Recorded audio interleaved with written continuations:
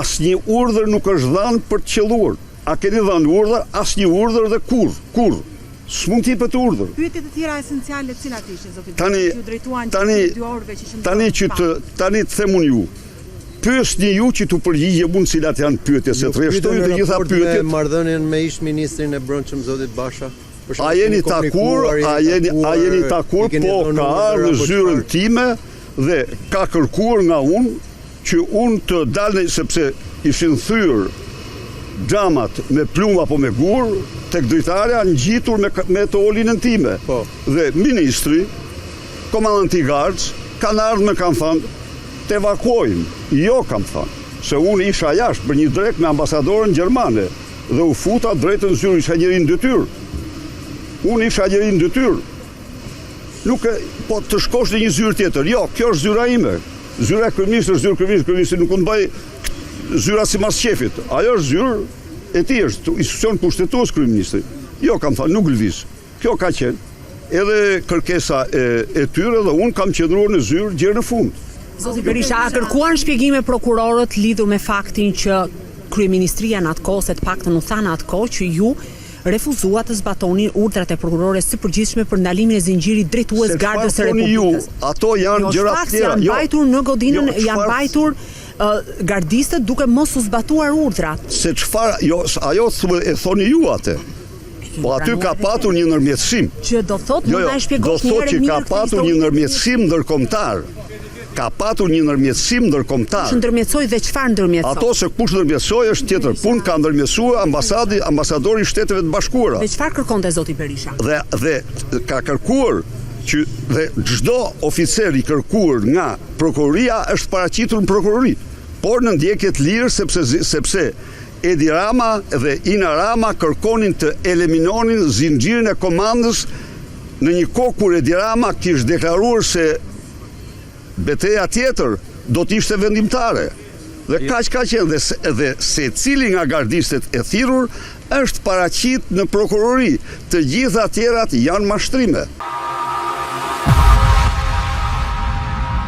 Do ta theksojmë përpara se nisim emisionin që Ervin Karranxha, ju keni qenë një nga, le të themi, prokurorët cilët keni jetuar për rreth 20 ditë në fillim çështjen e 21 janarit. Por do të na vlej kjo për më vonë.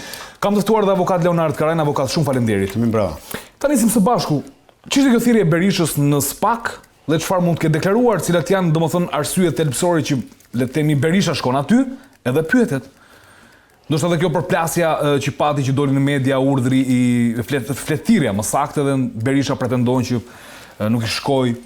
Shpjegim të gjës. Lajm do ishte nëse Berisha nuk do thirrej në SPAK, jo sepse është thirrur në SPAK, sepse normalisht përdesha çështja u kthye për të rigjikuar për pjesën për cilën kanë ngelur akoma pa u gjykuar, e kam fjalën vetëm për çështjen e Alex Nikës, të ndjerit Alex Nika. Atëherë do duheshe që domethënë i gjithë, le të themi, entourazhi i qeverisjes aso kohe, me Berishën si kryeministër, me zotin Lulzim Basha si ministri i brendshëm, me le të themi drejtuesit e Gardës, me presidentin e Republikës asaj kohe zotin Bamir Topi, me kryeprokurorin asaj kohe Ina Ramën, apo sigurisht edhe me pjesëtar të tjerë të opozitës asaj kohe edhe maxharasës së tanishme, të cilët pres me padurim që t'i shikoj edhe ata në dyert e SPAK-ut për të folur në lidhje me këtë çështje. Ka indicie do thirren? Logjika e gjës më bën të di, domethënë që do duhet thirrë me patjetër të paktën sekretari i përgjithshëm i asaj kohe, nuk di kush ka qenë sekretari i përgjithshëm i PS-s, nuk e mbaj mend mirë, por do duhet thirrë sepse sekretari i përgjithshëm ka firmosur shkresën për lejen e protestës. Pra minimalisht do duhet thirret ai, maksimalisht do duhet thirrë zoti Rama, sepse po të kujtoj mirë, se u kanë kaluar edhe 14 vite normal, nga histori më shumë se 14 vite, pothuajse. Po ta kujtoj mirë, direkt pas asaj proteste, zotit Rama janë shtuar gardistët, pra mbrojtja ndaj tij. Si kreu opozitës në atë kohë. Si kreu opozitës, po jo vetëm, edhe për faktin domethënë se sipas shish aso kohe, kishte të dhëna domethënë që kishte kërcënime deri me jetë për zotin Rama aso kohë. Shumë kohë. Në 21 janar bën 15 vjet tani. U tha që dhe themi pronarja ti Benci 240 që u përplas, që ishte i pari që hapi, le themi, atë murin e gardin e kryeministrisë, gardin e thues, ishin ata domethënë që e kërcënuan, Po unë nuk dua të ngelem, domethënë kaq nuk do ta shoh kaq butë dhe kaq lehtë këtë histori. Kështu që është normale që të shkojnë të gjithë dhe të japin versionin e tyre. Radha hetimore, si do duhet të thirrëshin këta nart? Pak rëndësi ka radha.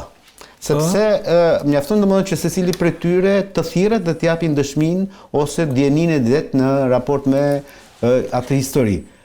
Problemi qëndron që neve po flasim për një çështje e cila ka kaluar 14 dhe bëhen 15 vite dhe për 2 muaj. Janë disa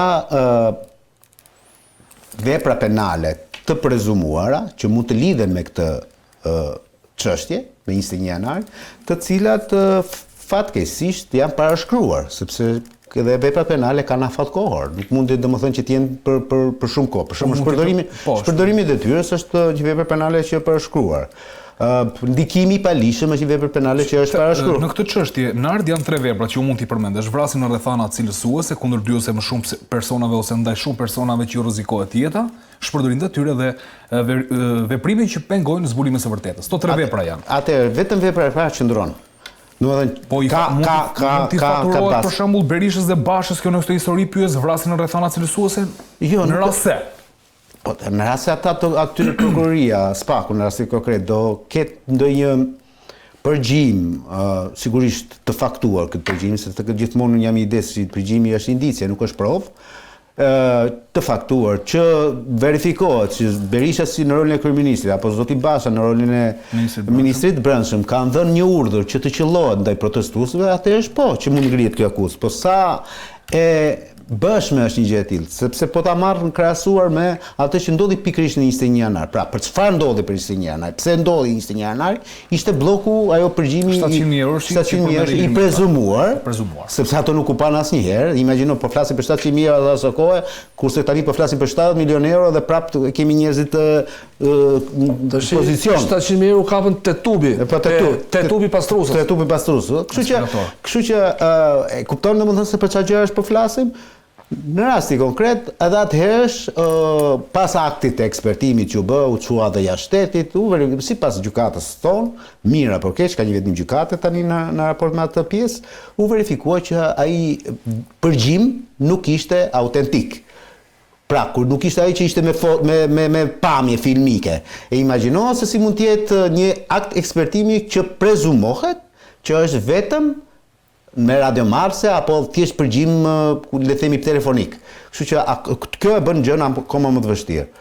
Unë e kam thënë edhe herë tjetër në lidhje, jo vetëm këtu te kjo studio, po edhe në vende të tjera, dhe i qëndroj kësaj ide se uroj ta përgjigjëstroj veten time, sepse është një çështje shumë e madhe për cilën shumë njerëz kërkojnë domethënë një lloj mase drejtësi. Por unë e shikoj realisht si një lloj show mediatik. Kjo është një çështje për mendimin tim e mbyllur edhe me vendim gjykatës lartë të vitit 2017, pikërisht për shkak të tërheqjes, miopisë politike të kësaj maxhoranse, e cila nuk nga 2013 të paktën deri në 2017, po e ka pas mundësi dhe deri në ditët e sotme, nuk ka shkruar 2 gishtë letër që t'ia çonte SPAK-ut apo prokurorisë si lloj indicie për nder për opozitën, i ka bërë nder opozitës për të ka qenë një pazar i madh për mendimin tim. Unë kam thënë gjithmonë këtë pjesë. Ka qenë një pazar i madh, do të thënë heqje, po një win-win story e të dyja palëve, të cilët mos prekin njëra tjetrën, njëra palë ajo që ishte maxhorancë dhe u bë opozitë, mos kishte asnjë një lloj mos lynte asnjë gjë në këmbë, dhe ajo që u bë ishte opozitë dhe u bë maxhorancë, vetëm bënte atë kalvarin e vazhdueshëm me lot krokodilit çdo datë 21 maj me frakun e zi aty, 20 janar, me frakun e zi aty, domethënë që gënjente popullin,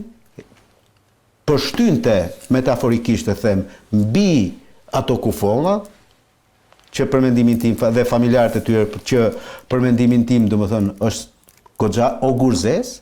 Dhe sot e kësaj dite ato 4 familje dhe familjarët e tyre nuk kanë akoma drejtësi në kuptimin e mirëfillt të fjalës. Pse u vran? Si u vran? Dhe kush i vrau? Dhe kush i vrau? Okej, faleminderit avokat. Karanja, për ta ritheksuar edhe një herë, ju keni qenë pjesë e grupit hetimor, keni qenë prokurori i çështjes së 21 janarit në vitin 2011 për 20 ditë. Keni qenë nga prokurori që keni shkuar në vendngjarje, keni grumbulluar provat më njëherë pas përfundimit protestës ose në momentet e para që protesta po përfundonte. Tani do më thuash diçka. Berisha deklaroi sot që nuk ka pasur urdhër për qelluar. E vërteta e kësaj historie si është? Tani, nga të dhënat që kemi pas dera në atë kohë që kemi bërë veprimet e para hetimore, sepse që të provohet një urdhër, duhet një tërësi provash që dalësht e urdhrit. Pra duhet dëshmitarët që gjuhen, duhet saga operative që mban shënim, se mbahet shënim të saga që u dha urdhër. Pra, domethënë edhe persona që sekuestruar ato shënimet, blloqet e shënimeve janë sekuestruar te saga? Ndjenin time janë sekuestruar. Kemi konstatuar ndonjë ndërhyrje, ndonjë gjë deri në këto momente? Nuk jam në djeni, po sepse janë pjesë hetimore të pasme. Di që janë veprime hetimore të pasme dhe grupi hetimor, po të kemi parasysh, siç ka dalë nëpër media, është e vërtetë që ngjarja 20 janarit është hetuar si një ngjarje e tërë. Pra duke filluar që nga nisja e protestës deri në fund që ndodhin me vrasje. Dhe e mbajmë si tash ka qenë procedimi penal numër 285 i vitit 2011, sepse duke e parë çështje shpesh, sepse është trajtuar gjithmonë një ngjarje e tërë. Dhe SPAK-u sot e ka si një ngjarje të tërë pavarësisht se çështja referohet vetëm vrasjes Alex Nikës. Tani nisur nga regjistrimet për këto lloj veprash, domethënë nisur nga regjistrimet, domethënë mendoj që domethënë për shpërdorimi i detyrës, veprime që pengojnë zbolimin e së vërtetës, mendoj që nuk është kaq e gjerë diapazoni. Vrasja rrethana cilësuese që është një vepër që është e vështirë. 79 mendoj, tash nga dhënat, është rasti Alex Nikës, sepse çështja duhet ta theksojmë këtë. Është hapur, pra çështja është vetëm mbi ankimin e familjarëve të Alex Nikës dhe konkretisht xhaxhait të tij dhe bashkëshortës që e kanë ndjekur çështjen. Dhe duke shkuar çështja këtu, pra është vrasje rrethana të cilësuara, është rrethana të cilësuara sepse dhe Hekuran Deda, po të kemi parasysh, një nga viktimat që ka qenë nga Dibra e Majme, ka pasur predh të shpuse në kokë, pra ka kaluar predha në kokë dhe nuk është provuar se nga ku sharmë është bërë. Dhe kjo po jetohet dhe për të që ka kalu dhë, sepse është gërma dhë, ajo predh nuk u gjetë. Po nuk u gjetë se kur është të shpuse predha, sepse duhet të provosh të shpuse që ka kaluar. Gjurmën e gjakut nuk e lë, nuk është gjetë predha, se predha nuk di se është shpejt zdihet se ku shkon. Nuk është gjetë predha. Dhe gërma po të kemi parasysh është e rrezikshëm për jetën e shumë personave. Po, ka qenë grumbull njerëzish. Ka qenë grumbull njerëzish. Kemi për shpërdorim detyre dhe për këto. Këto vepra, siç e tha dhe Nardi, janë vepra penale të parashkruara. Që as Bash, as Berisha në këtë histori, në rast se do ngarkoheshin, shpëtojnë nga akuzat. Tani kemi parasysh. Jo, ata dënohen, por nuk shkojnë burg, thuaj. Tani ideja është e tillë. Duhet kemi parasysh, shpërdorim detyre, vrasja nuk është parashkruar. Dhe shpërdorimi i detyrës, diskutimi kush është, domethënë që ka qenë diskutim që kemi diskutuar. Lulzim Basha, mbas deri në ligjit kohës, ka pas komandanti, pra është përgjegjësi formale që parashikon ligji, ka pasur përgjegjësi formale, pra komandanti i gardës raportonte te ministri për sigurinë, për mbarvajtjen.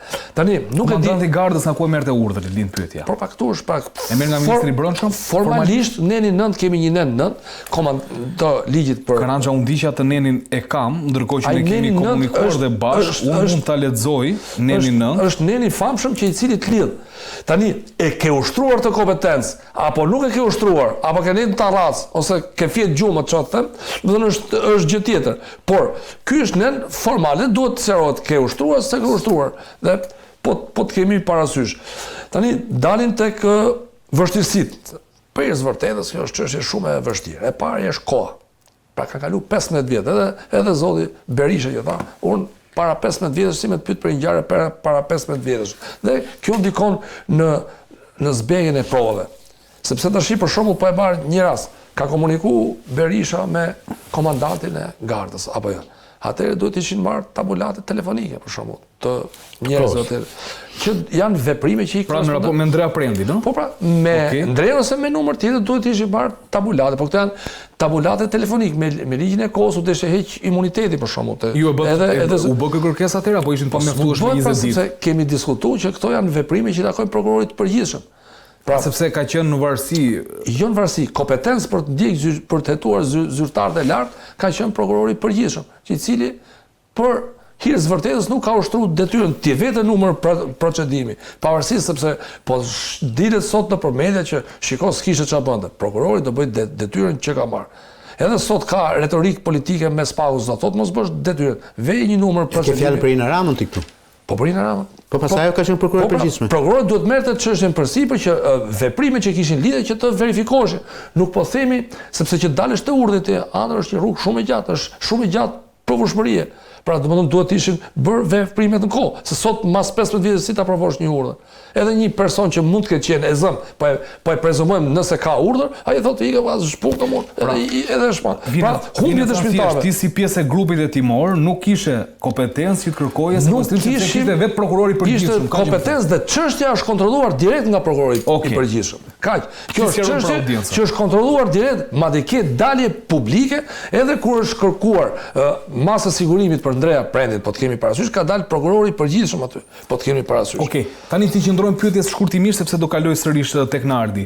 Berisha tha që s'ka asnjë urdhër. Kjo do duhet kërkojë sekuestrimi le themi i bllokut të sallës operative. Tjetër si mund të provohet kjo sepse Berisha thotë që nuk ka pas asnjë urdhër.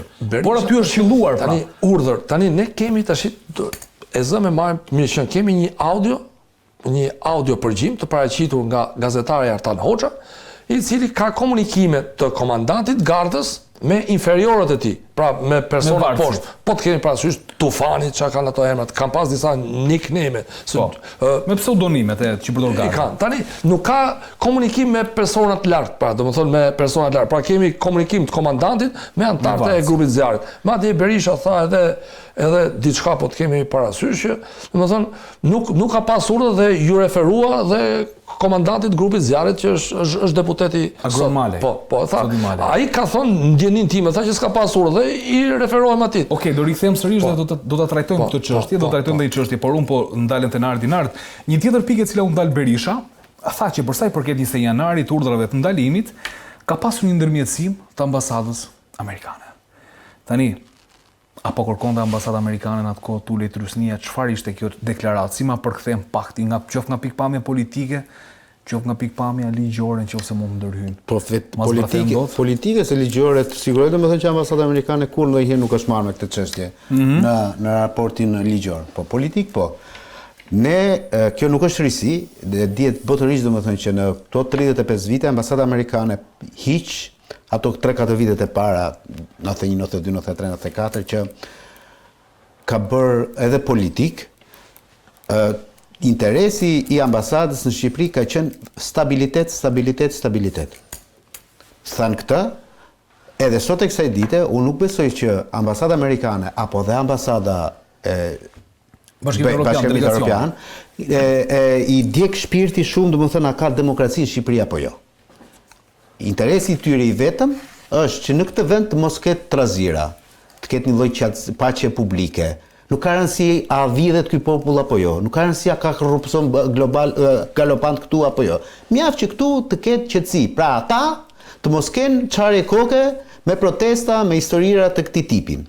Në këtë çështje ka qenë aso kohë thirrja letimi e ambasadë ose më mirë ndërhyrje. Ambasadorit, e përmendi dhe ambasadorit amerikan që janë Arvizu. Dhe po ta kujtosh mirë, Arvizu i ka ngelur si Gozhda Nastradinit ajo deklarata që bëri në datën 22 dhe 23 janar, që Berisha është burr shteti. Sepse Berisha aso kohë, një ditë më vonë, doli dhe tha, meqenëse se ti tha po bëke protesti, tha Edi Ramës, kundërshtar i tij politik, atëherë më shiko mua çfarë proteste bëj unë. Dhe në datën 27 janar kishte thirr protest Berisha. Tani vetë Berisha kryeministri kishte thirr protest në bulevard për treguar për të matur forcën. Kjo ishte ideja. Atëherë, në atë moment ndërhyri ambasada amerikane, në moment ndërhyri zoti Arvizu, që tha Berisha është burr shteti në momenti kur Berisha u tërhoq nga protesta që do zhvillonte në datën 27 janar. Pra, parë në këtë lloj aspekti, aso kohë, por edhe tani, ambasadës dhe jo vetëm, i ka interesuar që këtu të ulen të gjithë gjakrat. Dhe nuk është çudi ajo që sapo the, domethënë që këtë bërë edhe një lloj pakti me Berishën, me institucionin e prokurorisë së kohë, për një lloj dorëzimi të programuar të këtyre personave të gardës, të cilët, po ta kujtosh mirë, dolën dhe në konferencë për shtyp krah për krah zoti Berisha aso kohë. Ka qenë Ndreja Prendi me syrin e nxirr, ka qenë. Po pra, kjo ka qenë. Kanë qenë disa elementë që u diskutuan atë kohë. Kjo është një histori, edhe një herë po jyshtem që ta them, që mund të përbëj lajm mediatik dhe mund të na mbajë ngrehur për vite, për kohë të gjata, por që nga ana juridike është jashtëzakonisht shumë e vështirë që të prodhoj ndonjë lajm. Është historia si ta heqim vëmendjen nga dosjet e nxehta të qeverisë Rama, me nxehta ndërto ajo e zonjës Balluku, e cila, edhe pse ka një mal të madh me akuza mediatike dhe jo vetëm, sot jo vetëm që nuk është në asnjë mas sigurimi, shtrënguese, nuk do të dal nga tema, po thjesht po bëj krahasimi, por është edhe në postin e zëvendës kryeministres. Pra, imagjinoni pak se çfarë kjo më çon ke ideja që ti del ka logjika që SPAK-u përdoret nga qeveria, përdoret nga kryeministri për të gjurto vëmendjet, bën buj, a mund të jetë ky rasti domethënë që ti aludon që shkresa dolin përpara në medias siç pretendon Berisha se vajti aty? Atë unë nuk kam një fakt këtu, po analizën e bëj. Unë di të them domethënë që prokurori i SPAK-ut për 21 janarin e ka emrin Alfred Sheu. Ky prokuror derisa të ketë jetë, uroj ta ketë jetën e gjatë nga ana njerëzore, nuk do t'i shqite damka e datës 21 prill 2021, kur u vra Pirin Xhuvani në Elbasan, dhe ai doli me paftyrsinë më të madhe të mundshme përpara mediave dhe tha në makinën për të cilën u bë sherrri në Elbasan, nuk ishte materiale zgjedhore të Partisë Socialiste, nuk ishte karta identiteti, nuk ishte asnjë gjë.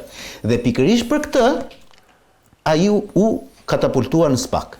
Është pikërisht ky prokuror që gjoja hetoi dosjen e Olsi Ramës. Ai nëse kjo rezulton e vërtetë, zoti ishte futur fare atje dhe nëse rezultojmë pasi ishte futur e vërtet, do duhet ishte bërë proces vetimi. Unë të thashë një titull, unë po bëj një analizë. E kuptoj. Unë nuk kam fakte për kundër, unë po bëj analizë time, si një lloj qytetare apo si një lloj analisti po duash.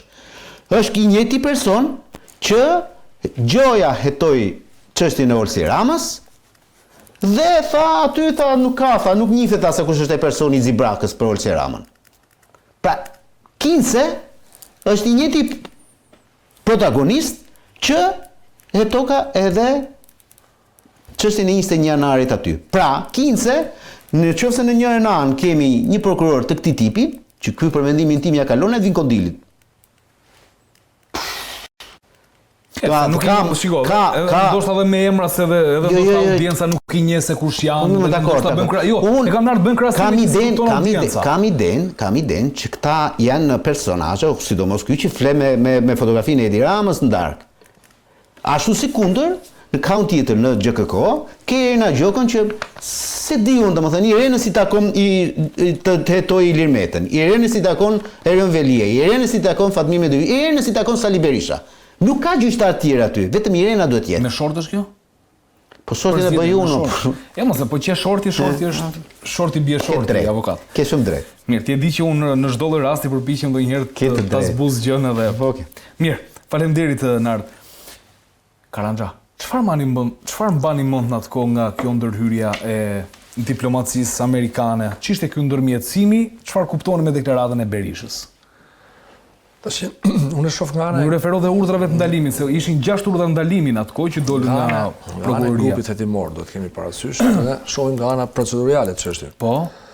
Është e vërtet në grupin hetimor, domethënë kanë marrë pjesë, domethënë siç asistojnë sot SPAK-un, kanë marrë pjesë përfaqësues të Obdatit, atëherë ka qenë një grua, me mbaj mend dhe emrin, quhet Cindy Aldrich, që ka qenë drejtuese e Obdatit, e cila ka marrë pjesë, domethënë në jo në lidhje me negociatat në rastin fjalë, po ka marrë pjesë gjatë kryesë veprimeve të ndryshme hetimore. Ka qenë tip mbikëqyrës aty. Ka qenë edhe një prokuror, mos gaboj, amerikan me emrin Mike. Mbi emrin nuk e di, domethënë, mbaj mend një me emrin Mike. Këta dy mbaj mend, se nuk është ndonjë gjë publike. Tani zbatimi i urdhave të ndalimit, sepse duhet kemi parasysh diçka, urdhat e ndalimit janë zbatuar. Nuk janë zbatuar në datë 22 janar, por janë zbatuar më mbrapa. Dhe zbatimi i tyre është bërë në Prokurinë e Tiranës. Domethënë është bërë në Prokurinë e Tiranës, është bërë zbatimi i tyre dhe më pas është proceduar nga prokurorët lirimi i tyre, domethënë, dhe ka vazhduar hetimi. Domethënë kjo është pak a shumë si është bërë, po është e vërtetë që gjatë hetimeve ka pasur edhe përfaqësues të Obdatit, të cilët këtë mbaj mend domethënë që ka shumë. Edhe hetimet kanë ecur. Më pas është bërë riformatimi i grupit hetimor, pra janë bërë këto veprime dhe duhet të saksojmë diçka për publikun. Grupi hetimor është formatuar në këtë mënyrë, po flasim për prokurorët e ÇE, sepse prokurorët e ÇE ke dhe shefa, kuptimi që siç janë quajtur atëherë se sot ka ndryshuar procedura penale, më parë kemi qenë të centralizuar. Se ka i vlerë shumë madhe, domethënë, sepse centralizimi urdhë është urdhë, jep edhe në telefon. Jep prokurori përgjithshëm. Jep prokurori dhe ecën në mënyrë, kurse sot ndryshon puna. Sot është prokurori zoti. Formatimi i grupit hetimor është bërë këtë formë, domethënë, është bërë prokurori Blerin Tominaj dhe prokurori Adriatik Sama janë marrë me vrasit, që kanë qenë dhe prokurorë që keni pasur seancë, kurse me protestuesët që është bërë me hetimin e protestuesëve, që është marrë prokurori Olz Dada, prokurori Bujar Hoxha dhe kam qenë dhe unë antar i grupit. Kemi qenë 3 ne dhe 2 ne. Kështu është bërë ndarja e grupit që është. Kur thua që jemi marrë me protestuesit Karanja, në çfarë kontekstin i marrë me protestuesit? Me veprimet dhe me aktet e ndryshme. Pra dhe me aktet e ndryshme jemi marrë. Aktet e dhunshme? Po aktet e dhunshme, pra marrën e protestuesve, duke filluar, domethënë me asnjë s'quhet për procedim ama. Po mirë. Janë çuar për procedim mbi 40 vet. Po dhe ka dënuar? Dhe janë dënuar protestues. Po ma çfarë dënuar? Ata i vun flakën Shqipërisë atë ditë. Ata janë po të kërkoj llogari tani pas 15 vjetësh. Dënuar dhe po të informoj edhe diçka tjetër. Jo, s'ka problem. Se debatin e dua, prandaj. Tash gjesa kemi dalë për debat, s'duhet të bërtasim siç vërtet. Jo. Ne X që flasim pa lidhje. Nardi se kas për natyrë. Jo, po edhe e përtit më duhet që të shkundet se po su shkund. Dhe për 3 deputet të mazhorancës së asaj kohe është kërkuar heqja e imunitetit. Pra domethënë grupi jon. E kërkuat ju atëherë. Ne ja kalum prokurisë përgjithshme. Po dhe prokuria e përgjithshme. Çfarë bëri? E përcollën kuvent të shkërkesë? E ka përcuar në kuvent 3 deputetëve është heq imuniteti. Pra që këtu ne kemi mbaruar punë me, domethënë janë dënuar mbi shumë protestues, dhe është pa tani ideja është e tillë. Po mbas një dalim pyetje, jo, këtu është pyetje se është e bukur, ja bëj pyetje Nardit. Nard po të bëj pyetje. Tani prokurori përgjithshme e di ka mirë që u hiq ka imuniteti edhe për deputetët e KNE. Pse s'ka ndjek njëjtën praktikë edhe KNE? Pra, do të kryej hetime për verifikimin e zyrtarëve të lartë. Pra, po thua për qeverinë asaj kohe, për qeverinë e zotit Berisha, deputetët e Berisha. Verifikohen, sepse ti e di, se nuk e dishe këtë. 3 deputet Partisë Socialiste kanë ikur. Dhe mos gaboj ka qenë Tom Doshi, Tauland Ba dhe Bare. Një emër Bare. Po, e mbaj mend. Besnik Bare. Besnik Bare. Dhe është pa mos ka vetë. Pra, domethënë prokuria e përgjithshme e ka ditë shumë mirë se si është procedura, se ka pasur çështjen Basha para. Pra, pse nuk janë bërë këto veprime dhe Berisha vetë kanë 15 vjeta, sepse nuk është e vërtetë që janë 13 vjet. 2021, 2026 se për një muaj për 2 muaj je aty. Për 1 muaj e gjysmë se ka kaluar domethënë. Për 2 muaj je aty, pra 15 vjet. Do duket normale të janë mas 15 vjetësh. Se thonë jo s'kishte ç'a më bë. Ka ç'a më bë. Do bësh detyrën. Gjithë do bëjmë detyrën. Karanja, këto po ishin normale, ne sot nuk do ishim duke i diskutuar fare. Jo, pyetja që ngritet dhe nuk i dhe përgjigje ishte se Ina Rama aso kohë për krye prokurore, vërtet i kërkoj për këta të 3 dhe nuk i kërkoj për Lulzim Bashën, minimalisht. Po se s'po them domethënë se s'kishte aq këllë që të kërkonte për Sali Berishën kryeminist, po të paktën për ministrin e Brendshëm. Duke lidh me nenin non ligjit Gardës. Po, pra, se kërkoj. Dhe si është e mundur që në 2017-2018 ishte pikërisht qoka që i bëri Lulzim Basha si kryetari i Partisë Demokratike që Ina Rama shkoi aty ku është sot. A mund ma shpjegoni këtë? Se unë thashë një sonde do bëj analizë. Nuk po fudhrekem shumë në fakte se do ndalim dhe ne në 2-3 çështje të tjera se sonde kemi kohë. Analiza është e tillë. 2 minuta se unë i bëj përgjigje shumë shkurt. Okej. Shkurt dhe si thën floku kare, shkurt fare.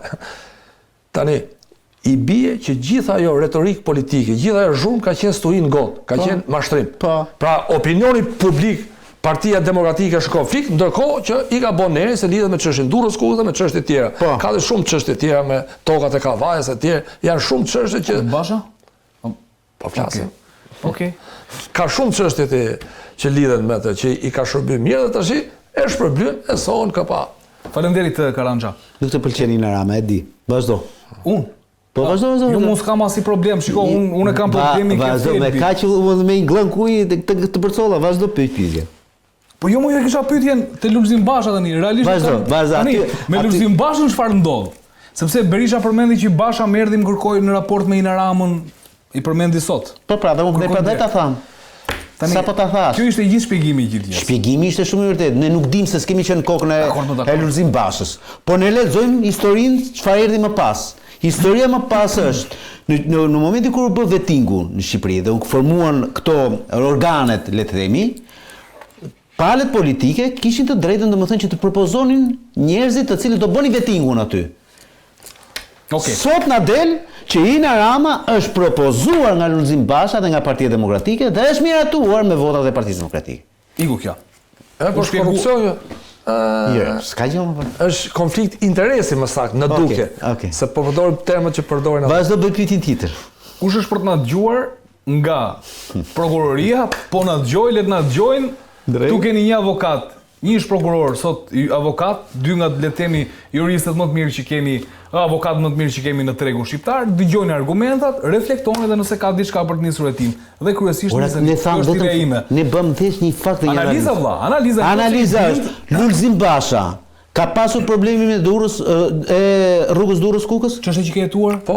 A ka pasur? E ka pasur se A e ka mbyllur me procedurë krye prokurore asaj kohe Ina Rama? E ka mbyllur.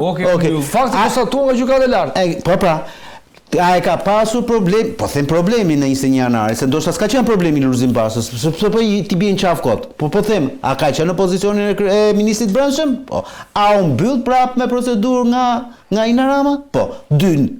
Tani nuk po merrem ato që thotë Karanca, sa e dim shumë se sa unë në këtë aspekt. Nderi lahet me nder edhe të kaloj te pyetja e fundit. Të jam edhe këtë ta mbyllja.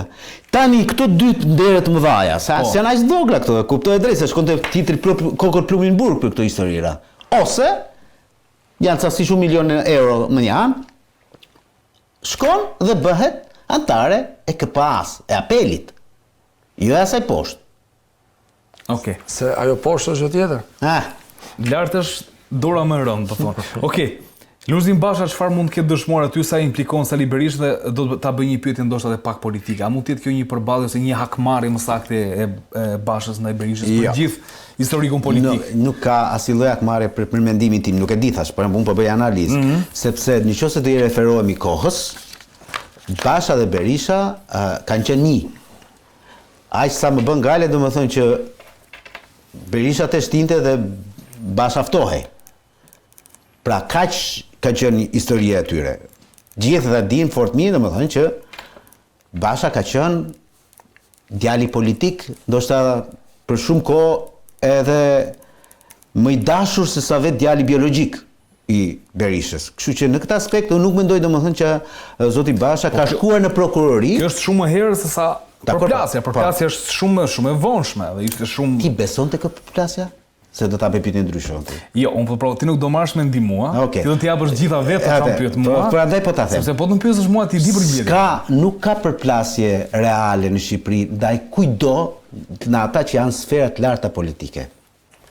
Sepse mjafton të marrësh për bazë çfarë u tha para dhe pas 21 janarit midis Edi Ramës dhe Ilir Metës, për të parë pastaj që se çfarë ndodhi me 1 prill 2013 me çepallimin e tyre në Shkodër kur bën koalicionin e qelbësirave, siç e quajnë Berisha. Shkodër apo Gjinë Laçi? Aty ishte darka, në Shkodër u vulos. Në Shkodër u vulos. Pra, po ta marrësh këtë parasysh, këta të tjerët, nëse zihen me njëri tjetrin, ne na duket sikur po zihen me njëri tjetrin. Kjo nuk është e vërtetë. Jo, është e vërtetë. Ta janë aktorët më të mëdhenj që mund të ekzistojnë. Ta ja kalojnë Timo Flokos e Kadri Roshi, do shoku. Faleminderit. Mirë, unë them ta besoj kemi sqaruar se dhe kemi trajtuar Karanxha, tham disa le të themi detaje të reja sot nga